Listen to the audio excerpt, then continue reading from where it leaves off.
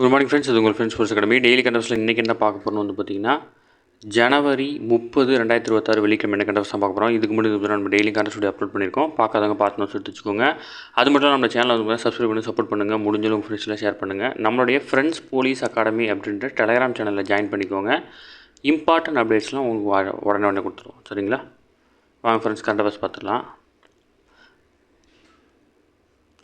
தமிழக அரசின் திரைப்பட விருதுகள் வந்து பார்த்திங்கன்னா அறிவிச்சிருக்காங்க. தமிழக அரசு சார்பில் வந்து பார்த்திங்கன்னா 2016 2022 ஆண்டு வரையிலான திரைப்பட விருதுகள் வந்து பார்த்திங்கன்னா அறிவிக்கப்பட்டிருக்கு.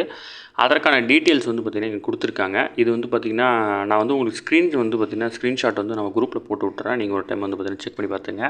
2016 ஆண்டுக்கான விருது வந்து பார்த்திங்கன்னா சிறந்த படமாக மாநகரமும், சிறந்த நடிகர் வந்து பார்த்திங்கன்னா விஜய் சேதுபதி புரியாத புதிர் அப்படின்ற படத்துக்காக தேர்வு செய்யப்பட்டிருக்காரு. சிறந்த நடிகை வந்து பார்த்திங்கன்னா கீர்த்தி சுரேஷ் பாம்பு சட்டை அப்படின்ற படத்துக்கும், சிறந்த இயக்குநர்களாக வந்து பார்த்திங்கன்னா லோகேஷ் கனகராஜ் வந்து பார்த்திங்கன்னா தேர்வு செய்யப்பட்டிருக்கார் மாநகரம் படத்துக்கு.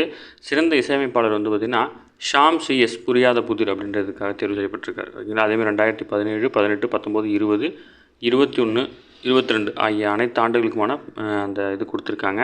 இதில் 2022 பொறுத்தளவு வந்து பார்த்திங்கன்னா சிறந்த படமாக கார்கியும், சிறந்த நடிகரான விக்ரம் பிரபு தானாகாரன் படத்துக்காகவும், சிறந்த நடிகையான சாய் பல்லவி கார்கி படத்துக்கும், சிறந்த இயக்குநராக கௌதம் ராமச்சந்திரன் கார்கி படத்துக்கும், சிறந்த இசையமைப்பாளர் AR ரகுமான் பொன்னியின் செல்வன் 1 அப்படின்ற பாகத்துக்காகவும் வந்து பார்த்திங்கன்னா இந்த விருதுகள் வந்து பார்த்திங்கன்னா வழங்கப்பட்டிருக்கு. சரிங்களா? இதை நான் வந்து பார்த்திங்கன்னா நம்ம குரூப்பில் ஷேர் பண்ணிடுறேன். நீங்கள் அதை பார்த்து படிச்சுக்கலாம். சரிங்களா? அடுத்தது பட்ஜெட்டை பற்றி ஒரு டீட்டெயில் கொடுத்துருக்காங்க. சும்மா இன்ஃபர்மேஷன் தான், ஜஸ்ட்டு வந்து பார்த்திங்கன்னா பார்த்துட்டு போயிடலாம். பட்ஜெட் தாக்கல் செஞ்சதுக்கு அப்புறம் தான் நம்ம டீட்டெயிலாக படிக்கிற மாதிரி இருக்கும். இந்தியாவின் முதல் இடைக்கால பட்ஜெட் வந்து பார்த்திங்கன்னா தமிழரான RK சண்முக செட்டியார் அவர்கள் வந்து தாக்கல் செய்கிறாரு. அதாவது நிதியமைச்சர் தான் தாக்கல் செய்ய வேண்டும் என்ற சம்பிரதாயத்தை உடைத்து 1958-59 ஆண்டுக்கான பட்ஜெட் வந்து பிரதமர் நேரு வந்து பார்த்திங்கன்னா தாக்கல் செஞ்சிருந்தார். 1954 ஆண்டு வரை பட்ஜெட் ஆங்கிலத்தில் மட்டும் அச்சடிக்கப்பட்டது. 55-56 தான் வந்து பார்த்திங்கன்னா ஹிந்திலையும் ஆங்கிலத்திலையும் அச்சடிக்கப்பட்டது, உறுப்பினர்களுக்கு வழங்கப்பட்டது. இப்போ அப்போதைய நிதியமைச்சரான CT தேஷ்முக் தான் வந்து பார்த்திங்கன்னா அதை அறிமுகப்படுத்துகிறார். ஓகேங்களா? அடுத்த வந்து பார்த்திங்கன்னா பட்ஜெட்டுக்கு முன்பு அல்வா செய்து பட்ஜெட் தயாரிக்கும் ஊழியர்களுக்கு தருவது வந்து பார்த்திங்கன்னா என்ற பழக்கம் 1980 வந்து பார்த்திங்கன்னா அறிமுகமாச்சு. இதுக்கு என்ன ரீசன் வந்து பார்த்திங்கன்னா பட்ஜெட் தயாரிக்கும் ஊழியர்கள் வந்து பார்த்திங்கன்னா அந்த அலுவலக வளாகத்துக்குள்ளேயே வந்து பார்த்திங்கன்னா சிறைப்பிடிக்கப்பட்ட மாதிரி இருந்திருப்பாங்க. வெளி உலக தொடர்பு எதுவும் இல்லாமல், தொலைபேசி இல்லாமல், தன்னோட குடும்பத்தோடு தொடர்பு கொள்ள முடியாமல் இந்த பட்ஜெட்டு வந்து பார்த்திங்கன்னா ரெடி பண்ணுறதுக்காகவே அவங்கள அங்கேயே வந்து பார்த்திங்கன்னா ஹோம் அரெஸ்ட் மாதிரி பண்ணி வச்சுருப்பாங்க. அவங்களுக்கு வந்து பார்த்திங்கன்னா மரியாதை செலுத்தும் விதமாக பட்ஜெட் தாக்கல் செய்கிறதுக்கு முன்னாடி வந்து அல்வா கிண்டி அவங்களுக்கு வந்து பார்த்திங்கன்னா வழங்குவாங்க. பட்ஜெட் தாக்கல் செஞ்சிட்டு இருக்கும்போது தான் வந்து பார்த்திங்கன்னா அவங்க வந்து பார்த்திங்கன்னா வெளி உலக தொடர்புக்கு வந்து பார்த்திங்கன்னா வருவாங்க. ஓகேங்களா? அடுத்ததாக 2021 காகிதமில்லா பட்ஜெட் உரை வந்து பார்த்திங்கன்னா நிதியமைச்சர் நிர்மலா சீதாராமன் தான் வந்து பார்த்திங்கன்னா அறிமுகப்படுத்துகிறாங்க. ஓகேங்களா? 1991 இந்தியாவின் நிதியமைச்சரான மன்மோகன் சிங் தான் வந்து பார்த்திங்கன்னா மிகப்பெரிய ஒரு புரட்சி ஏற்படுத்தினார். அவர் தான் நாட்டின் பொருளாதார கொள்கையில் ஒரு முக்கிய திருப்பு முனையாக தாராளமயமாக்கல், தனியார் மயமாக்கல் மற்றும் உலகமயமாக்கல் போன்ற கொள்கைகளை வந்து பார்த்திங்கன்னா அதில் வந்து பார்த்திங்கன்னா கொண்டு வந்தார். சரிங்களா? அடுத்தது வந்து வேளாண் தொழிலை பற்றி ஒரு ஆர்டிகல் கொடுத்துருக்காங்க. சர்வதேச தொழிலாளர் நிறுவனம் வெளியிட்டிருக்கும் புள்ளி விவரங்கள் படி வந்து பார்த்திங்கன்னா 1991 மொத்த வேலைவாய்ப்பில் 43% வந்து பார்த்திங்கன்னா விவசாயமும் விவசாய தொடர்பான வேலையாகவும் இருந்திருக்கு. ஓகேங்களா? இல்லை 2023 அதாவது 26% குறைந்திருக்கிறது.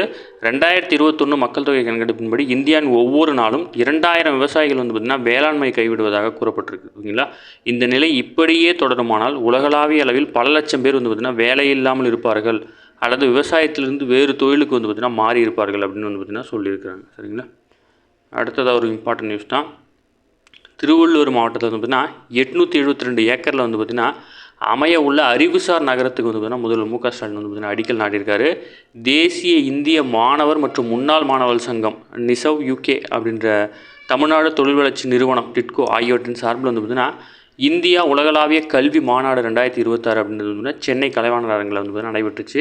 இதில் ஆஸ்திரேலியா, ஜப்பான் உள்ளிட்ட 20 நாடுகளைச் சேர்ந்த கல்வியாளர்கள், முதலீட்டாளர்கள் மற்றும் பல்கலைக்கழகங்கள் என 1000க்கும் மேற்பட்ட பிரதிநிதிகள் வந்து பங்கேற்றாங்க. தமிழகத்தை உலகளாவிய கல்வி மற்றும் அறிவுசார் மையமாக மாற்றும் நோக்கில் வந்து பார்த்திங்கன்னா இந்த 2 நாள் மாநாடு நடத்தப்பட்டிருக்கு. ஓகேங்களா? இந்த நிலையில் மாநாட்டின் நிறைவு விழாவில் வந்து பார்த்திங்கன்னா திருவள்ளூர் மாவட்டம் ஊத்துக்கோட்டை வட்டம் செங்காத்துக்குளம், மேல்மளிகைப்பட்டு மற்றும் இலாம்பாக்கம் ஆகிய கிராமத்தில் வந்து பார்த்திங்கன்னா 872 ஏக்கர் பரப்பளவில் அமைக்கப்பட்டுள்ள தமிழ்நாடு அறிவுசார் நகரத்துக்கு வந்து பார்த்திங்கன்னா முதல்வர் MK ஸ்டாலின் வந்து பார்த்திங்கன்னா அடிக்கல் நாட்டியிருக்கிறார். ஓகேங்களா? தமிழ்நாட்டில் வந்து பார்த்திங்கன்னா அறிவுசார் நகரம் அமைக்கப்படும் மாவட்டம் எதுன்னு கேட்டாங்கன்னா திருவள்ளூர் மாவட்டம். ஓகேங்களா? அடுத்தது TNUSRB வந்து பார்த்திங்கன்னா அதாவது கம்ப்யூட்டரில் ஏற்பட்ட மென்பொருள் சாஃப்ட்வேர் ப்ராப்ளம் காரணமாக வந்து ரிசல்ட்டில் ஏதோ ஒரு சின்ன ஃபால்ட்டு இருக்குது. அதை வந்து பார்த்திங்கன்னா சீக்கிரம் சரி பண்ணி வந்து பார்த்திங்கன்னா ரிலீஸ் பண்ணுவோம் அப்படின்னு வந்து பார்த்திங்கன்னா சொல்லியிருக்கிறாங்க. சரிங்களா. அடுத்த நிதியாண்டில் வந்து பார்த்திங்கன்னா பொருளாதார ஆய்வறிக்கையில் வந்து பார்த்திங்கன்னா வளர்ச்சி வந்து பார்த்திங்கன்னா 7.2% இருக்கும் அப்படின்னு தெரிவிச்சிருக்கிறாங்க. 2026-27 நிதியாண்டில் நாட்டின் பொருளாதார வளர்ச்சி 6.8%லிருந்து 7.2% வரை இருக்கும் அப்படின்னு வந்து பார்த்திங்கன்னா பொருளாதார ஆய்வறிக்கை வந்து பார்த்திங்கன்னா கணிக்கப்பட்டிருக்கு. ஓகேங்களா. இது நடப்பு நிதியாண்டில் 7.4% பொருளாதார வளர்ச்சி என்று கணிப்பை விட சற்று குறைவான மதிப்பீடாகவே வந்து பார்த்திங்கன்னா இருக்குது. ஆண்டுதோறும் பட்ஜெட் தாக்கல் செய்யப்படும் முன்பு வந்து பார்த்திங்கன்னா வருடாந்திர பொருளாதார ஆய்வறிக்கை வந்து பார்த்திங்கன்னா தாக்கல் செய்வாங்க. ஓகேங்களா. இதில் வந்து பார்த்திங்கன்னா தலைமை பொருளாதார ஆலோசகரான வி அனந்த் நாகேஸ்வர் மேற்பார்வையில் வந்து பார்த்திங்கன்னா நிதியமைச்சகத்தினுடைய பொருளாதார விவகாரங்கள் பிரிவு இந்த அறிக்கையை வந்து பார்த்திங்கன்னா தயாரிக்கும். 2026-27 நிதியாண்டில் நாட்டின் பொருளாதார வளர்ச்சி 6.8% முதல் 7.2 வரை இருக்கும் அப்படின்னு வந்து கணிச்சிருக்கிறாங்க. ஓகேங்களா. விவசாய பொருட்கள் உற்பத்தியில் மதிப்பீடு அடிப்படையில் உலகின் 2வது இடத்துல வந்து பார்த்திங்கன்னா இந்தியா இருக்குது. ஓகேங்களா. அடுத்து வந்து பார்த்திங்கன்னா 2005 முதல் 2024 வரையான காலகட்டத்தில் சர்வதேச அளவில் இந்தியாவின் பொருளாதார ஏற்றுமதி பங்களிப்பு வந்து பார்த்திங்கன்னா 1%லிருந்து 1.8% சுமார் 2 மடங்கு அதிகரித்துள்ளது. அதே நேரத்தில் இந்தியாவின் சேவைகள் ஏற்றுமதி 2 மடங்குக்கு மேலாக 2%லிருந்து 4.3% வந்து பார்த்திங்கன்னா உயர்ந்திருக்கு. அது மட்டும் இல்லாமல் உள்நாட்டு விமான போக்குவரத்தில் உலகின் 3வது பெரிய நாடாக இந்தியா இருக்குது. 2014 74 விமானங்கள் இருந்த நிலையில் 2025 164 வந்து பார்த்திங்கன்னா உயர்ந்திருக்கு. ஓகேங்களா. அடுத்தது வந்து பார்த்திங்கன்னா இதில் வந்து பார்த்திங்கன்னா என்னென்னலாம் கட்டுப்பாடு விதிச்சிருக்காங்க அப்படின்னா அதிகம் பதப்படுத்தப்பட்ட உணவுப் பொருட்களை காலை 6 மணியிலிருந்து இரவு 11 மணி வரை ஊடகங்களில் விளம்பரம் செய்ய கட்டுப்பாடு விதிக்க வேண்டும் அப்படின்றதையும், சர்க்கரை, உப்பு, கொழுப்பு அதிகமுள்ள பதப்படுத்தப்பட்ட உணவுகள் ஆகியவை வந்து சரக்கு மற்றும் சேவை வரி விகிதத்தின் கீழ் கொண்டு வர வேண்டும் அப்படின்ற ஆய்வறிக்கையிலும் வந்து பார்த்திங்கன்னா சொல்லியிருக்கிறாங்க. ஓகேங்களா.